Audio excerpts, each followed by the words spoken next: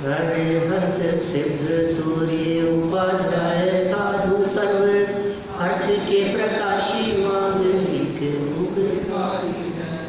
तिनको स्वरूप जान राग तेवर जो भक्ति काय को न आए स्तुति को ऊंचाई है। धन धन तिन हित काने सब आज भरे कर जोड़ बारे बारे वंदना हमारी है। मंगल कल्याण सुख ऐसो हम चाहते हैं। ओ मेरी ऐसी दशा जैसी तुमदारी है। ओ मेरी ऐसी दशा जैसी तुमदारी है। ओ मेरी ऐसी दशा जैसी तुमदारी है। क्षत्र चूड़ामणि नामक ये ग्रंथ, इस ग्रंथ के प्रथम लंब को आधार बनाकर कल हम यहाँ 20 नंबर के श्लोक तक चर्चा कर चुके हैं, जिसमें विरागी और रागी जीवों के अंतर को बतलाया गया। माने विषयासक्त जीव अपना काल भोगों में गंवा देते हैं, इस दुर्लभ मनुष्य जीवन के क्षणों को बर्बाद कर देते हैं, और जो जीव विरक्त होते हैं वे अपने मनुष्य जन्म को सफल और सार्थक करते हैं। प्रसंग चल रहा था राजा सत्येंद्र का। राजा सत्येंद्र काष्टांगार को राज्य देने के लिए तैयार हो गए, विषयों में अंध होकर, और सत्येंद्र की पत्नी का नाम था रानी विजया।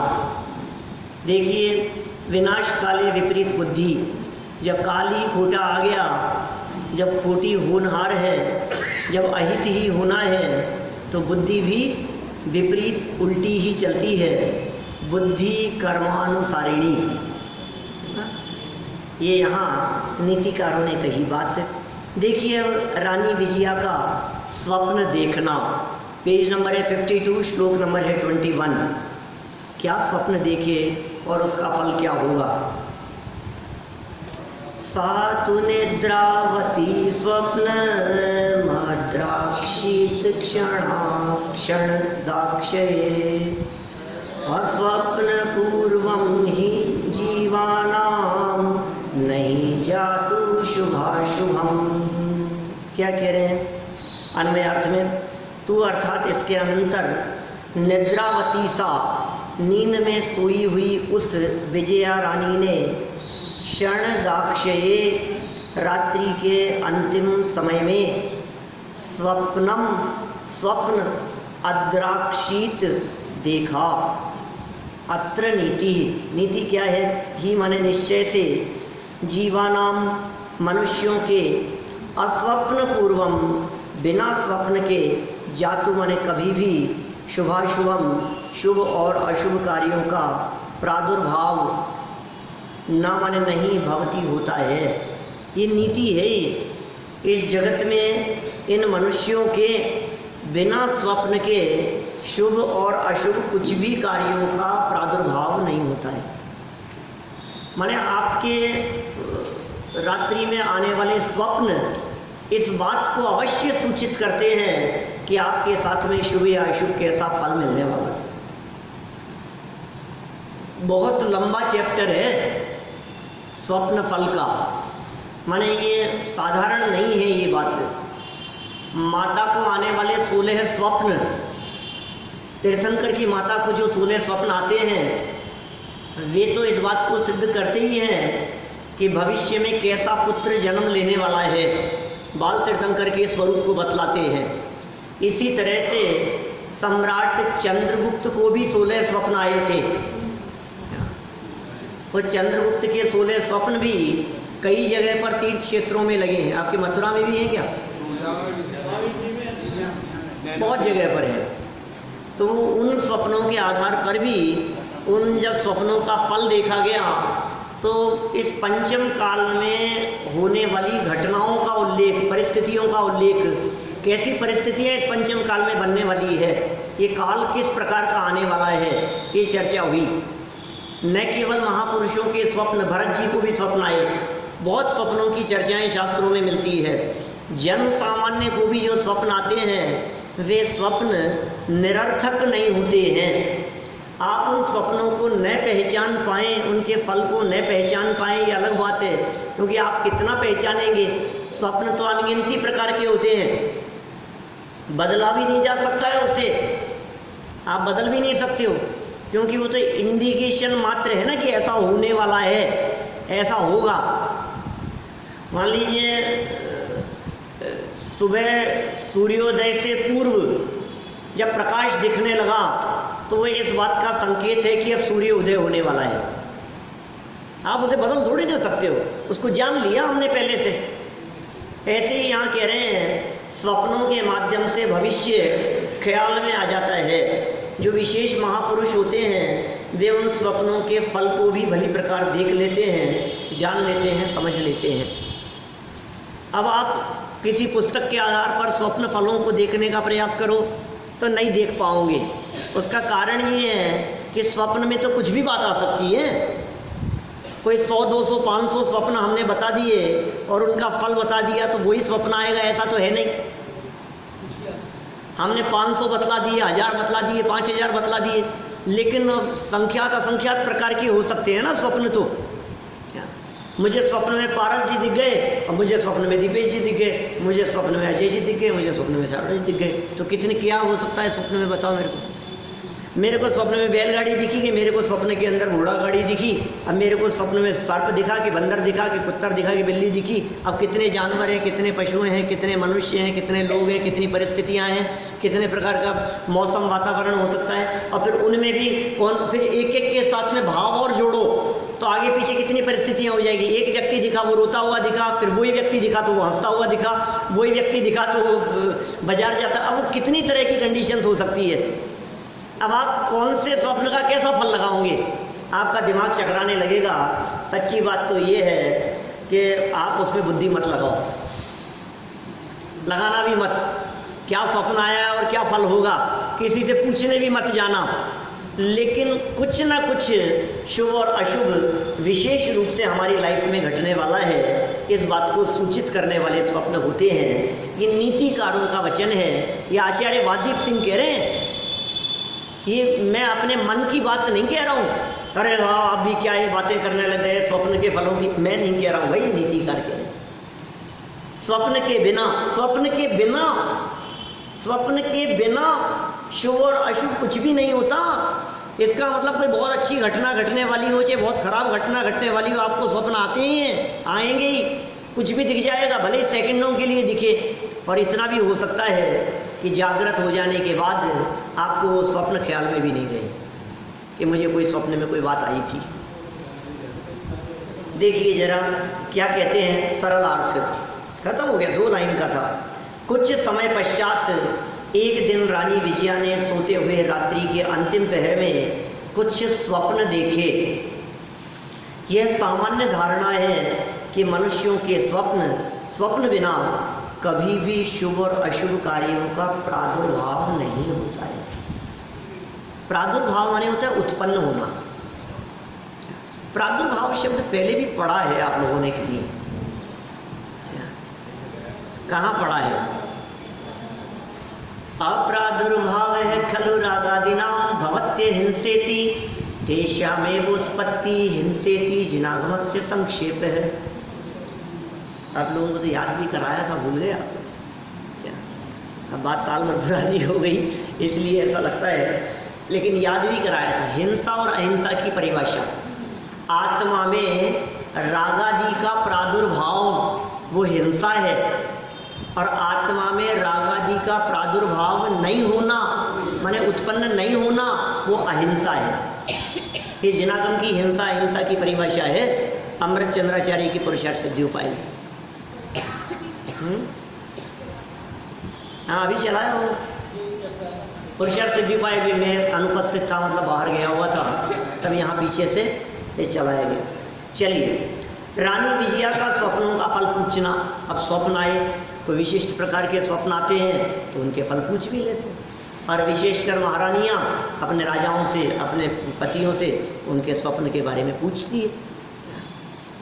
देखिए वैभातिक विधेरन्ते विभोरन्ति कमीयुषी अर्धासन निभिष्टेयमभाशिष्ट च भूभुज।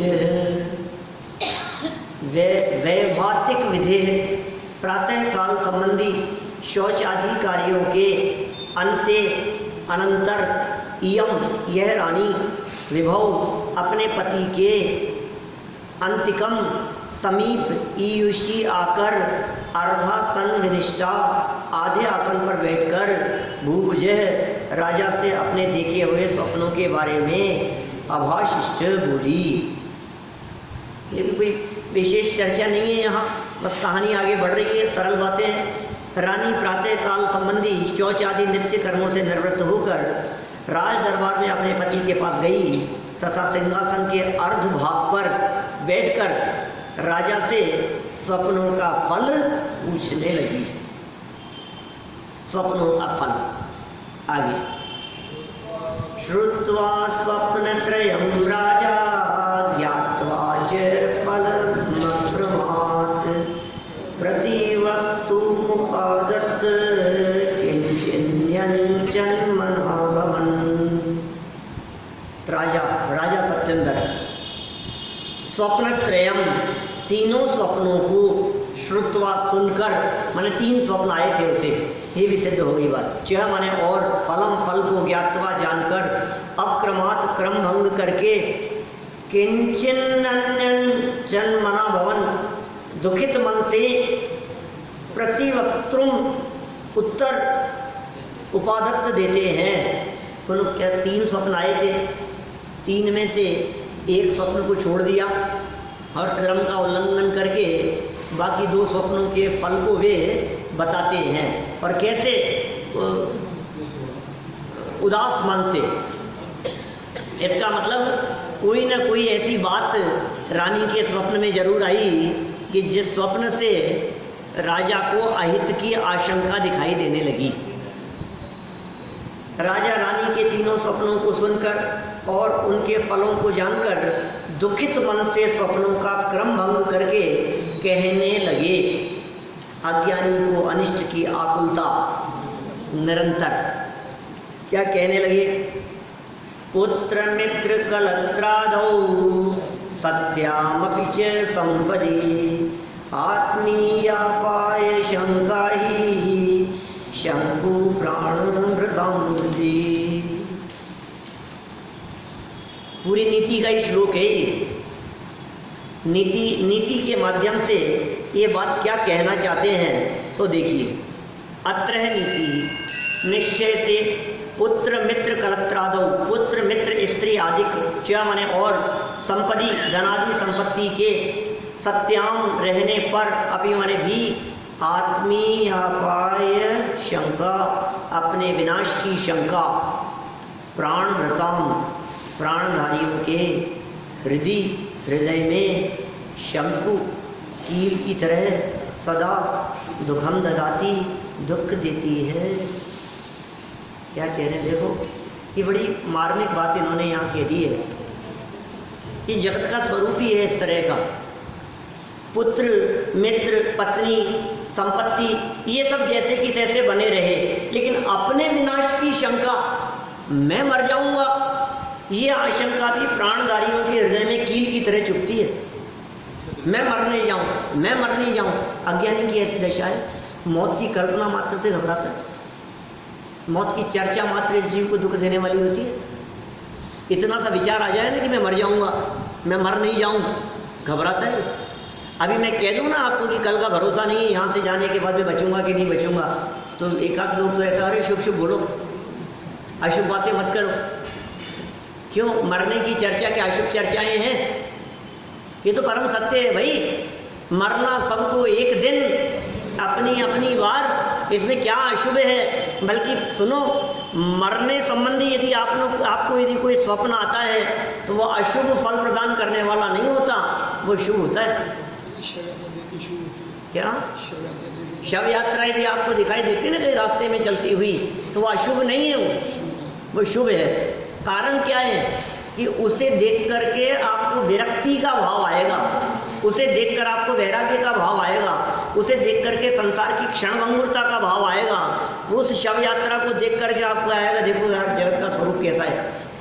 तो ये अशुभ नहीं है। जिन चीज़ों को देखकर आपके परिणाम संभले वो शुभ है, वो अच्छा है, वो भला है।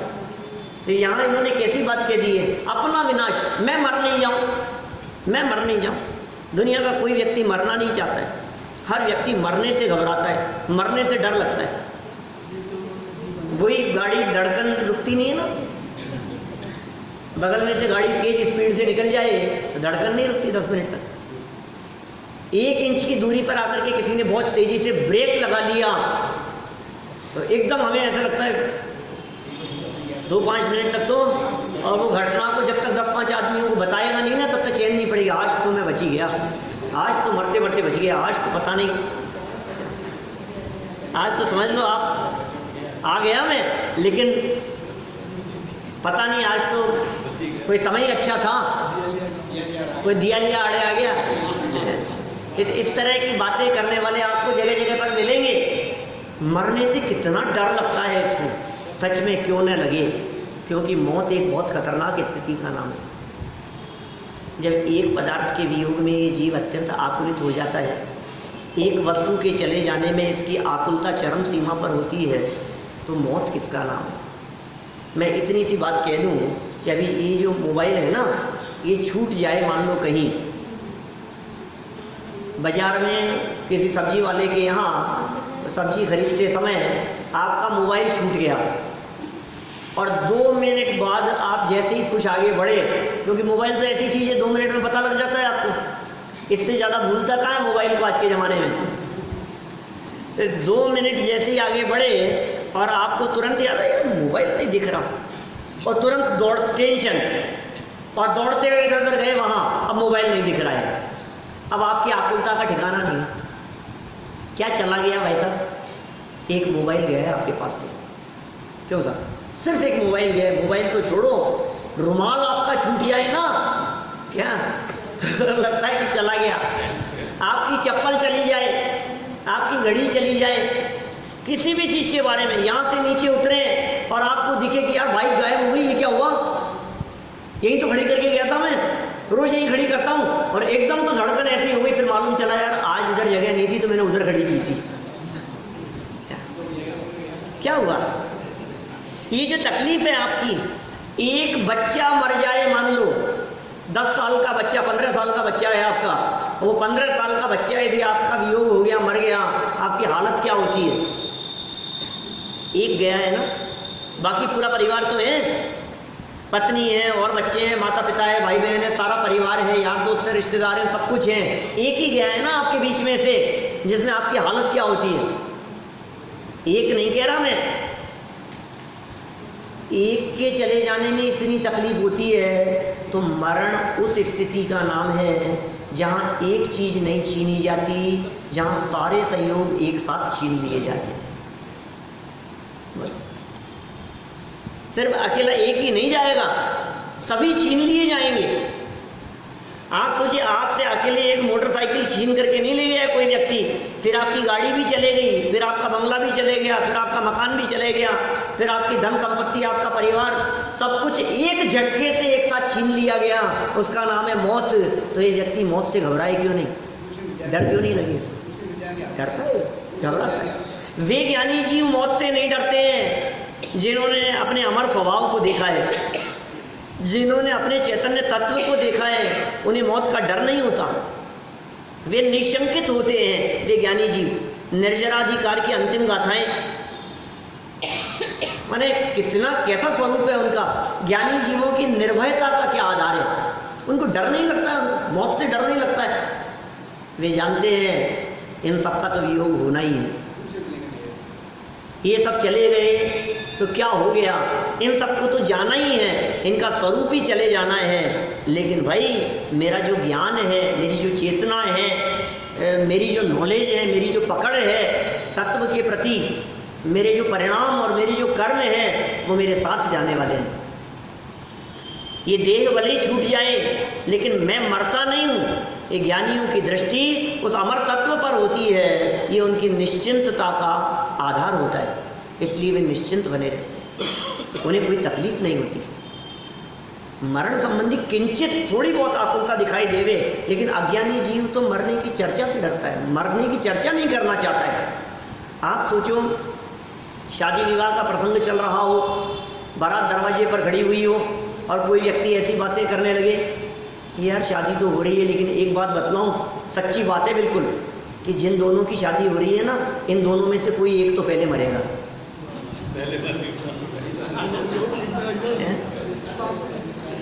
क्या कह रहे हो यार, तुम चुप रहो ना। कि नहीं, बिल्कुल सच्ची बात है, आज लिख करके दे सकता हूं मैं आपको। दो में से कोई एक पहले जाएगा क्या? बोलो ये सच्चाई है या नहीं है? क्यों साहब? इन दोनों में से कोई ना कोई एक तो पहले जाएगा ही ना, या तो हस्बैंड पहले जाएंगे या वाइफ पहले जाएंगी, दोनों में से कोई एक पहले जाएगा। लेकिन भैया ये चर्चा करने लायक नहीं है। हर आदमी ये कहता है यार तू चुप रहे, तेरी इन सच्चाई की बातों को बंद कर। ये बातें अभी यहाँ करने लायक नहीं है। कैसा लगता है?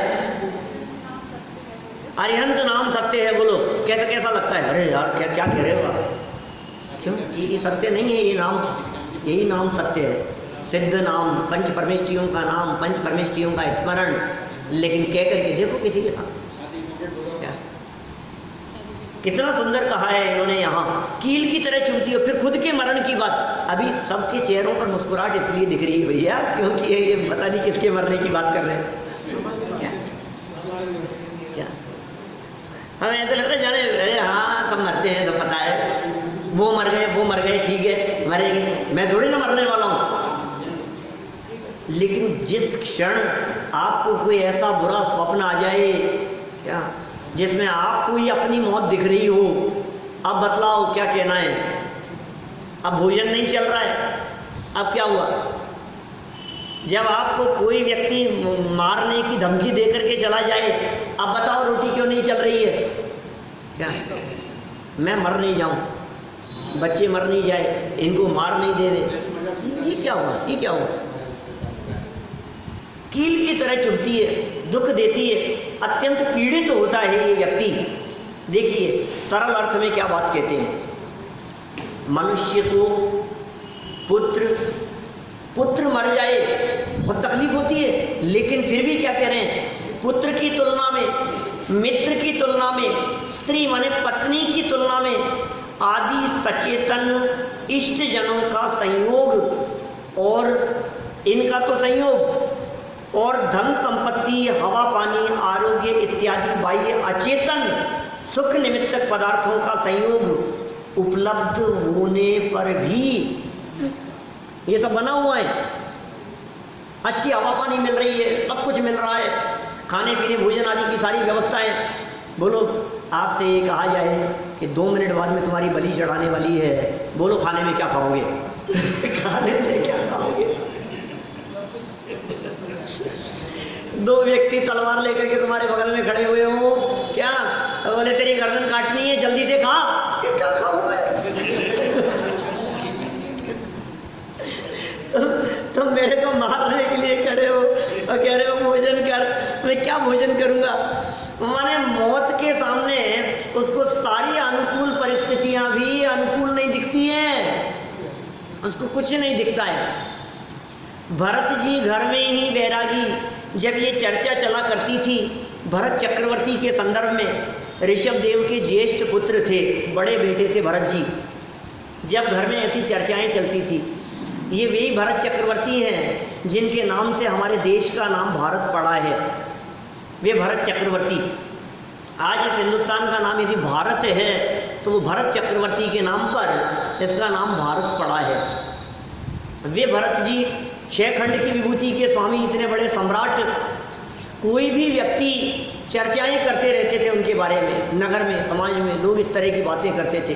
भरत जी घर में ही बैरागी, भरत जी घर गृहस्थी में रहते हुए भी वैरागी है। वैरागी है ये कैसे हो सकता है? 6 खंड की विभूति का स्वामी, इतना बड़ा सम्राट, इतने हजारों इसके पास में राजमहल है, इतनी लंबी चौड़ी संपत्ति है, धन वैभव कोई कमी नहीं है, और आप कह रहे हो वैरागी है? लोग चर्चाएं करते थे इस तरह की, बहुत से लोग प्रशंसा भी करते थे, लेकिन एकाध व्यक्ति कभी कोई ऐसा भी सिर फिरा था जिसने कहा कि यार ये बातें तो कहने की बातें अलग है, ऐसे कोई वैरागी होते हैं क्या, ये बात जचती नहीं है, समझ में नहीं आ रही है ये बात। लेकिन आपको पता होना चाहिए चक्रवर्तियों की पांचों इंद्रियों की सामर्थ्य भी बहुत होती है। चक्रवर्ती की चक्षु इंद्रिय की सामर्थ्य ऐसी होती है, भरत जी चक्रवर्ती की, 12 चक्रवर्ती सभी की अपने घर की छत पर खड़े होकर 47,263 योजन की दूरी पर उदित होते हुए सूर्य विमान में स्थित अकृत्रिम चैत्यालय के दर्शन कर लेते हैं। माने सूर्य बिंब में मौजूद जैन मंदिर, वहां विराजमान प्रतिमाओं के दर्शन ये कहां से कर लेता है, ये अपने घर की छत पर से। इतनी चक्षु इंद्रिय की सामर्थ्य होती है, स्पर्शन इंद्रिय की अद्भुत सामर्थ्य होती है, कर्णेंद्रिय की सामर्थ्य इतनी होती है कि 12 योजन तक के शब्द स्पष्ट जान ले रहे। हमारे कानों की तो हालत ऐसी है कि यदि इधर देख करके मास्टर जी पढ़ा रहे हों और पीछे कोई बच्चा बोले कौन बोल रहा है, इसकी आवाज आ रही है, इतना भी नहीं पता लगता है 50 बच्चों में। 18 करोड़ घोड़ों में से रात को कौन सा घोड़ा रोता रहा दर्द की वजह से, ये राजमहल में बैठे हुए महाराजा बता सकते हैं क्या? 7,95,25,529 नंबर का घोड़ा रात को रो रहा था।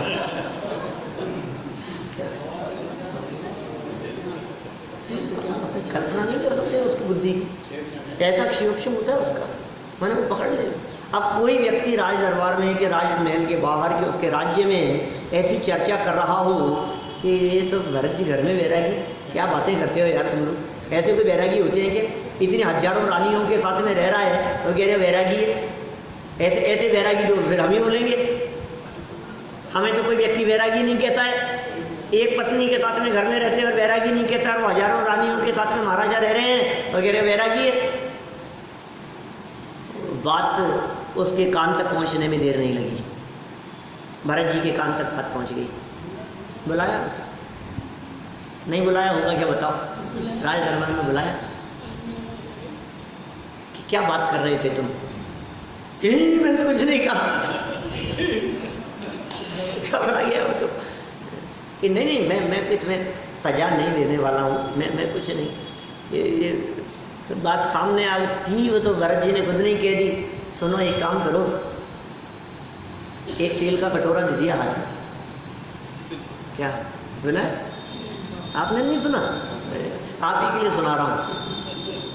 क्या विनीत जी, आपके लिए सुना रहा हूँ।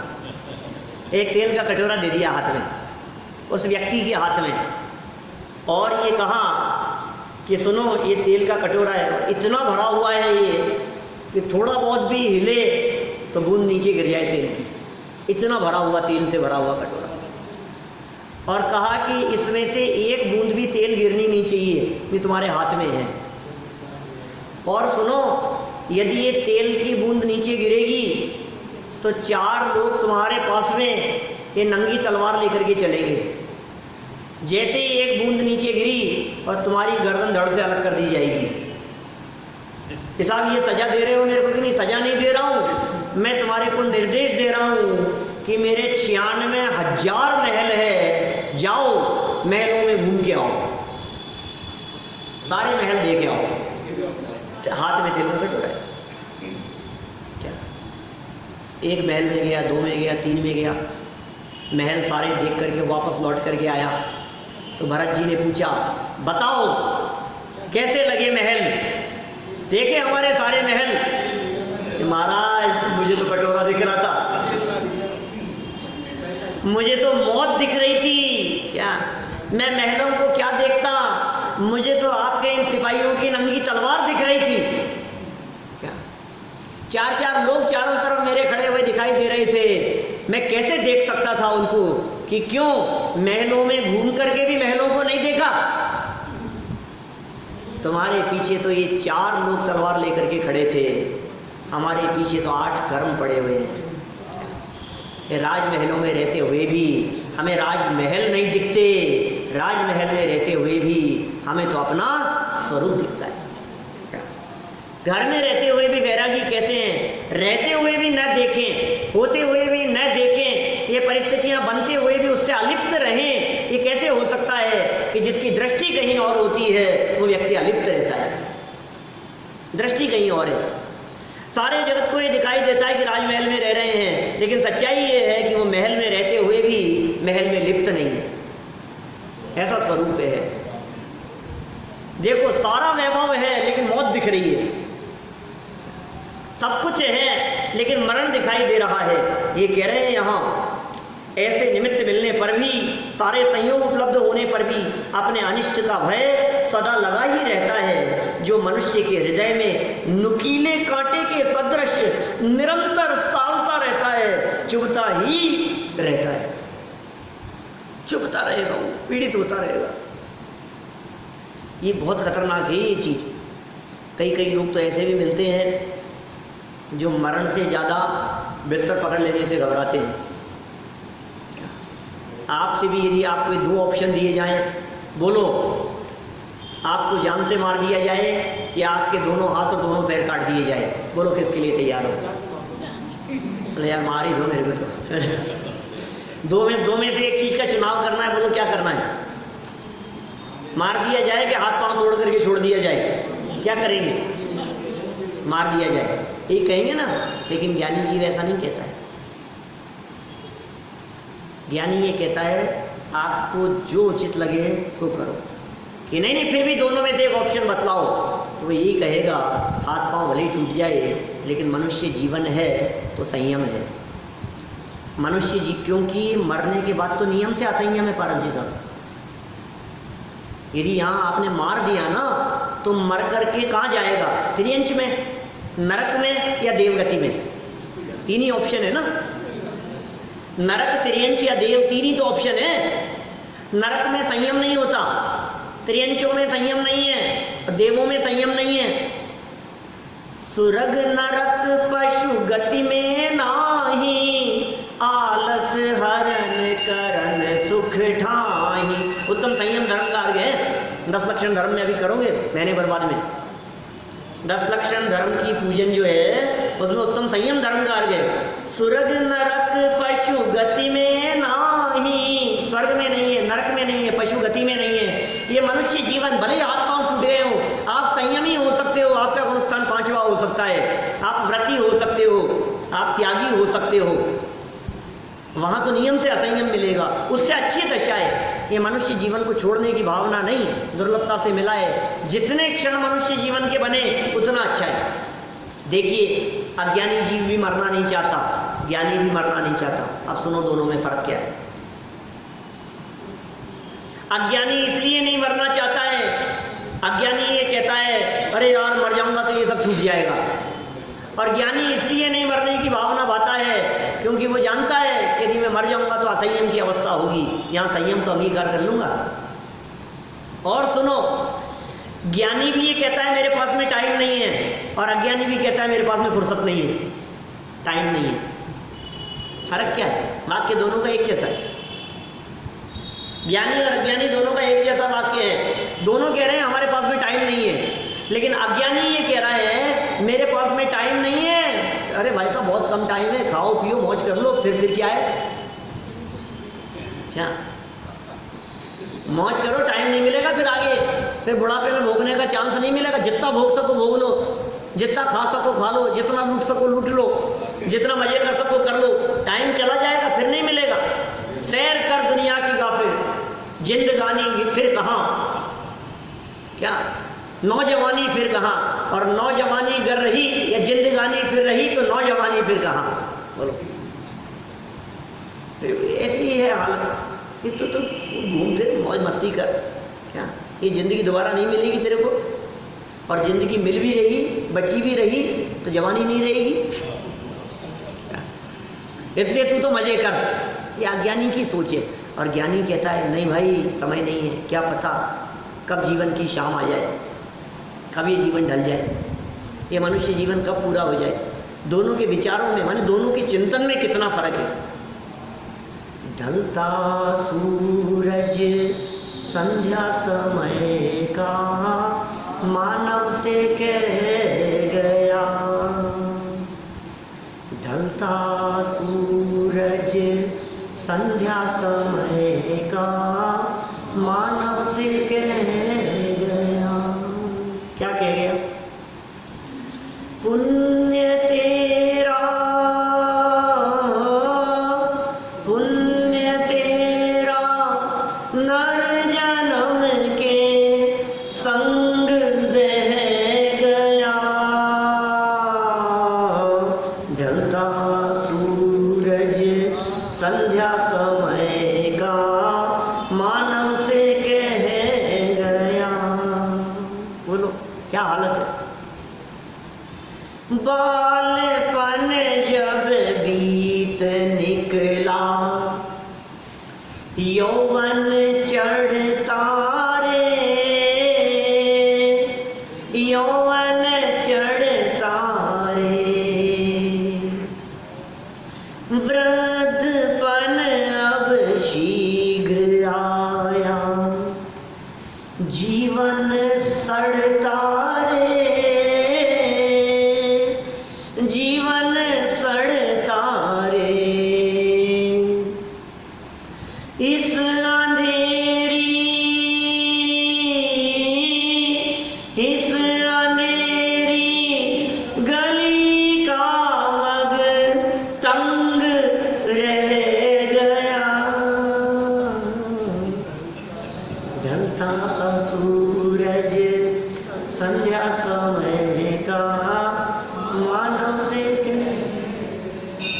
पूरा नहीं सुनाना है मुझे, 2 लाइन और सुनाऊंगा बस, एक अंतरा और सुन लो। देह के पीछे पड़ा रे, शरीर के पीछे पड़ा है, दिन रात दौड़ रहा है शरीर शरीर की तरफ। देह के पीछे पड़ा रे, कब तक संग रहे, कब तक संग रहे। मिट्टी में आखिर मिलेगी, विपत्ति अब क्यों सहे,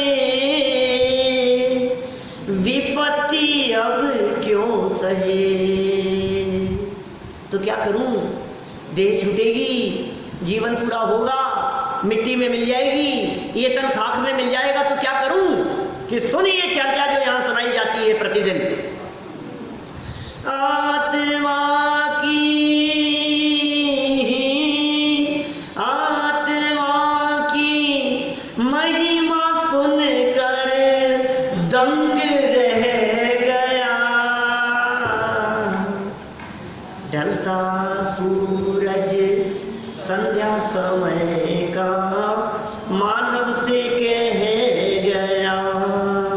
जब सुनता है मैं आत्मा की महिमा, तो ये देह मिट्टी में मिल जाएगी, ये देह खाक हो जाएगी, ये जीवन पूरा हो जाएगा, ये जीवन क्षणभंगुर है, ये जीवन नाशवान है। ये विचार इसको तकलीफ देने वाले नहीं होते, क्योंकि आत्मा की महिमा सुनकर महिमा आती है, इसको दंग रह गया। ओह, मैं शरीर नहीं हूं, मैं तो शरीर से भिन्न एक तत्व, इस देह में विराजमान एक तत्व, चैतन्य तत्व हूं मैं। वो महिमा आती है इसको। आत्मा की जब महिमा आती है, अपने स्वरूप को जब पहचानता है, तो ये मौत की चर्चाएं तुम्हें तकलीफ देने वाली नहीं होती। क्या कह गया ये? ढलता सूरज, ये संध्या समय का। पुण्य तेरा, पुण्य तेरा नर जन्म के संग बह गया। ये सारा का सारा पुण्य बह गया इस मनुष्य जन्म के साथ में। ये जीवन जा रहा है, प्रति क्षण मृत्यु नजदीक आती जा रही है। इसका इस जीव को रंज मात्र भी विचार नहीं है, ये मौत की चर्चा मात्र भी चुभती रहती है। देखो क्या कहते हैं विशेषार्थ में, पूरा करें इसे। मैं अनादि अनंत शुद्ध बुद्ध अतीन्द्रिय आनंदमय हूं। ओहो, ज्ञानी जीवों का विचार है ऐसा, मैं अनादि अनंत हूं, मौत मुझे छू नहीं सकती, मौत मुझे आ नहीं सकती, दुनिया की कोई ताकत मुझे मार नहीं सकती, क्योंकि मैं अनादि जिसकी शुरुआत नहीं है, अनंत जिसका अंत नहीं है, जो शुद्ध है, बुद्ध है, अतीन्द्रिय आनंदमय हूं। ऐसे निज आत्मा का श्रद्धान न होने से हो। ऐसा श्रद्धान हो तो भय नहीं होता, और ऐसा श्रद्धान न होने से उसका स्वसंवेदन रूप ज्ञान एवं अनुभव न करने से अज्ञानी प्राणी अपनी अज्ञानता के कारण निरंतर भयाक्रांत रहता है। मर नहीं रहा है, मरेगा नहीं, लेकिन मर नहीं जाऊं इससे डर रहा है, इससे रो रहा है। ये भय है इसको मरने का। तेरे को कुछ होने वाला नहीं है, तेरा कुछ बिगड़ने वाला भी नहीं है, लेकिन कुछ हो न जाए इस चिंता से परेशान है, भयाक्रांत रहता है, निरंतर भयाक्रांत रहता है। भय तो अनेक प्रकार के हैं, पर उन्हें आचार्यों ने स्थूल रूप से सप्त भयों के नाम से अभिहित किया है। उनके नाम हैं निर्जराधिकार के अंतिम गाथाओं में जब निशंकित अंग संबंधी गाथा उन्होंने प्रस्तुत की तो अमृतचंद्राचार्य देव ने कलश दिए। 6 कलशों में 7 भयों की चर्चा की। 7 प्रकार के डर होते हैं साहब, डर 7 प्रकार के हैं। दुनिया के जितने भी प्रकार के डर हैं उन डरों को 7 भागों में बांटा है आचार्यों ने। 7 प्रकार की बातों से ये जीव डरता है। पहला भय इस लोक संबंधी, ये लोक, इस लोक में क्या होगा, अपना क्या होगा इस लोक में, आगे भविष्य के बारे में विचार करके, बुढ़ापे के बारे में विचार करके और बातों के बारे में, इस लोक संबंधी भय। दूसरा भय होता है परलोक संबंधी। कई लोग परलोक के बारे में डरते हैं, ये सोच करके यार क्या होगा, नरक में जाऊंगा कि त्रियंच में जाऊंगा, पता नहीं क्या होगा, पता नहीं कहाँ जाना पड़ेगा, पता नहीं क्या होगा, परलोक से डरते हैं। फिर मरण भय, मरने से डरता है। वेदना भय, हाथ पांव टूटने से डरता है। ऑपरेशन के नाम से डरता है। डॉक्टर ऑपरेशन लिख देवे तो कहते हैं डॉक्टर साहब बिना ऑपरेशन के काम नहीं चल सकता क्या? बिना ऑपरेशन के काम चल जाए तो बताओ ना, जरूरी है क्या ऑपरेशन कराना? माने चीर फाड़ से, वेदना से, तकलीफ से डरता है। और आरक्षा से डरता है। अकेले हैं, कोई नहीं है, पूरे मकान में अकेले रात को सोना हो तो उसको लगता है कि ये क्यों, कोई शेर आ रहा है क्या? फिर किस बात का डर लग रहा है इतनी? लेकिन आरक्षा, अकेलेपन का भय, आरक्षा, कोई रक्षा करने वाला नहीं है। कहीं जाना हो, रात को 2 बजे आपको शमशान के बाहर से निकलना हो तो डरता है। कैसे डरता है भाई? आपको आधी रात को डेड बॉडी लेकर के आनी हो कहीं से, किसी की, साथ में बैठ करके आना है डेड बॉडी के साथ में, आपको डर लगता है कि नहीं? यार मुर्दे के साथ में आ रहा हूँ। मुर्द जिंदा से डर लगता, मुर्दे से डर रहा है। जिंदा तो कुछ बिगाड़ भी सकता है, ये मुर्दा क्या बिगाड़ेगा तेरा? ये जिंदा हो सामने वाला तो कुछ बिगाड़ भी सकता है, मार पीट सकता है, तेरे को लूट सकता है, कुछ भी कर सकता है। तो मुर्दे से डर रहा है जो अचेतन है, जो कुछ नहीं कर सकता है, लेकिन ये डरता है। अरक्षा, अगुप्ती नाम का भय, माने अपनी कोई गोपनीय बात प्रकट ना हो जाए, सीक्रेट प्रकट ना हो जाए, कोई बात निकल करके सामने नहीं आ जाए, बता मत देना, उनको मत कहना। ये क्या है? अगुप्ती। गुप्ती माने गुप्त रहना, छिपाना, और अगुप्ती का डर है, प्रकट नहीं हो जाए ये बात। अकस्मात, अचानक कुछ नहीं हो जाए, इस बात से डरता है। ये 7 भय हैं। वर्तमान में राजा सत्येंद्र यद्यपि सभी भयों से ग्रसित हैं, फिर भी उन्हें अपने मरण का भय सबसे अधिक है। तो सारे भय हैं, डर तो सब बातों का लग रहा है, लेकिन मौत से सबसे ज्यादा डर लग रहा है। इस मनुष्य भाव में मनुष्य का मरण तो एक बार ही होता है, परंतु मनुष्य अपने मरण के भय से निरंतर दुखी बना रहता है। मौत तो एक ही बार आएगी, लेकिन मौत का भय ये निरंतर तकलीफ देता है। मर नहीं जाऊं, ये तकलीफ ये निरंतर इस जीव को पीड़ा देती है। राजा सत्येंद्र भी प्रथम स्वप्न के निमित्त से अपना मरण जानकर, पहला स्वप्न, उसका फल क्या था?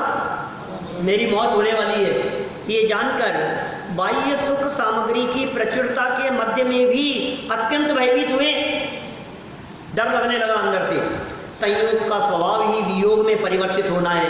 ओहो, संयोग कभी भी शाश्वत नहीं रहते, वे अपने पुण्य की मर्यादा पूर्ण होते ही वियोग को प्राप्त हो जाते हैं, वियोग को प्राप्त हो जाते हैं। जैसे ही संयोग काल पूरा हो गया, पुण्य का काल पूरा हो गया, मर्यादा पूरी हो गई, वे संयोग चले जाएंगे, वे संयोग छीन लिए जाएंगे। आपके हाथ में ये मोबाइल कब तक रहेगा? जब तक इस संबंधी पुण्य का उदय है, जब तक इस संबंधी कर्म का उदय तब तक ये रहेगा। और जैसे ही वो कर्म का उदय गया, ये मोबाइल भी चला गया हाथ से। गाड़ी कब तक रहेगी? जब तक उस संबंधी कर्म का उदय है। कोई भी संयोग कब तक रहता है? जब तक उस संबंधी कर्म का उदय होता है तब तक वो संयोग रहता है, और कर्म का उदय गया और संयोग चला गया, ऐसा ही स्वरूप है। वे अपने पुण्य की मर्यादा पूर्ण होते ही वियोग को प्राप्त हो जाते हैं। देखिए अंतिम, ज्ञानी तो संयोग वियोग रूप नाटक के ज्ञाता ही रहते हैं। संयोग हुआ चाहे वियोग हुआ, ज्ञानी तो सदा काल ज्ञाता ही रहते हैं, इसलिए सदा सुखी रहते हैं। अज्ञानी संयोग रूप पदार्थों को अपना मानते हैं, अज्ञानी, और उन्हें सदैव अपने पास रखना चाहते हैं। अतः उनके वियोग में और वियोग की शंका में सदैव दुखी ही रहते हैं। अज्ञानी जोड़ना चाहता है, इकट्ठा करना चाहता है, और ज्ञानी हर परिस्थिति में सहज रहता है। आवे तो मेरा नहीं और जावे तो मुझे कोई तकलीफ नहीं, इस प्रकार के विचार ज्ञानी और अज्ञानी के होते हैं। राजा सत्येंद्र पहले स्वप्न की बात कही, अत्यंत तकलीफ उसे हुई और उसने उस स्वप्न का फल नहीं बतलाया, और क्रम उल्लंघन करके आगे क्या स्वप्न का फल बतलाता है उसकी चर्चा कल करेंगे। अभी की बात को यही